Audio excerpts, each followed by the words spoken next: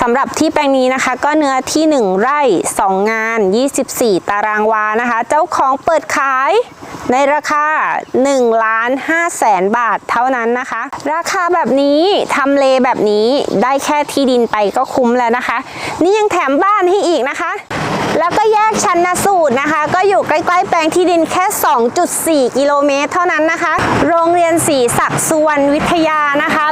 สำหรับคนที่เดินทางมาจากกรุงเทพนะคะมาดูบ้านง่ายๆเลยนะคะนั่งรถตู้สาย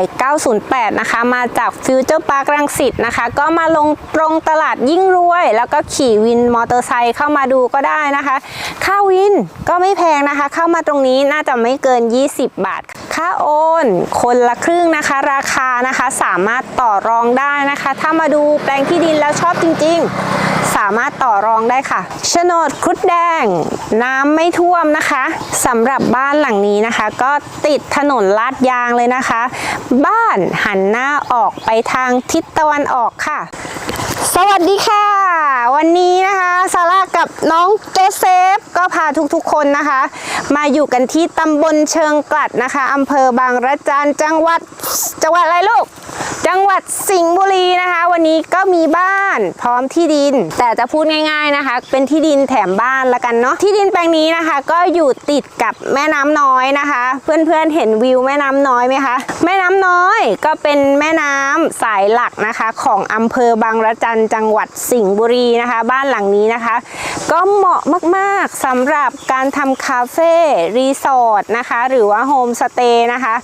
เราสามารถทำเทอร์เรสยื่นมาด้านหน้าตรงแม่น้ำตรงนี้นะคะซึ่งบ้านหลังนี้นะคะก็ทำเลดีมากๆนะคะเพราะว่าอยู่ใกล้ตลาดยิ่งรวยนะคะแค่2 กิโลเมตรเท่านั้นนะคะและสิ่งอำนวยความสะดวกนะคะก็ยังเยอะกว่านี้อีกมากๆตลาดชันสูตรนะคะก็ห่างแค่3 กิโลเมตรถ้าเกิดว่ามาดูแปลงที่ดินนะคะซาร่าก็ปัก GPS ไว้ให้แล้วนะคะซึ่งตรงนี้นะคะก็คือหลังครึ่งปูนครึ่งไม้นะคะที่มี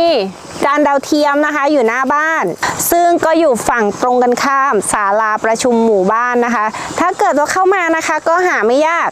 หรือว่าจะโทรเบอร์0615625497ก็ได้นะคะติดต่อก่อนก็ได้และก็ที่แปลงนี้นะคะก็อยู่ใกล้ๆสถานศึกษานะคะโรงเรียนศรีศักดิ์สุวรรณวิทยานะคะอยู่ห่างจากแปลงที่ดินแค่ 2.4 กิโลเมตรเท่านั้นนะคะแล้วก็โรงเรียนวิจิตรศึกษานะคะก็อยู่ใกล้ๆแค่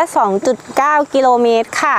แล้วก็ห่างจากเตาเผาแม่น้ำน้อยนะคะแค่ประมาณ 2.5 กิโลเมตรค่ะที่แปลงนี้นะคะก็เหมาะมากๆเลยสำหรับเป็นที่พักอาศัยนะคะถ้าเกิดว่าทำบ้านเป็นที่พักอาศัยนะคะก็สามารถรีโนเวทบ้านนะคะซึ่งก็น่าจะรีโนเวทไม่เยอะนะคะบ้านเดิมมีอยู่แล้วนะคะสามารถมาปรับปรุงแล้วก็เข้าอยู่ได้เลยค่ะนอกจากสถานศึกษานะคะ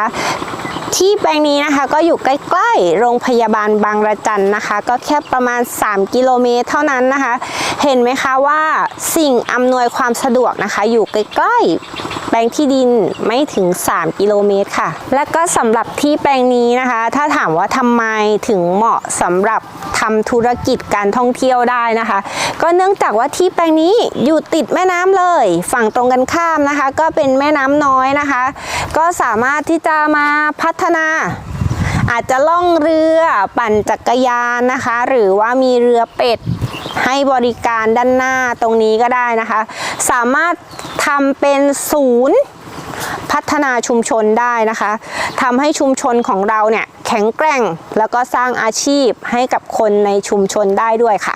ตลาดยิ่งรวยนะคะก็อยู่ใกล้ๆแค่3 กิโลเมตรเท่านั้นค่ะ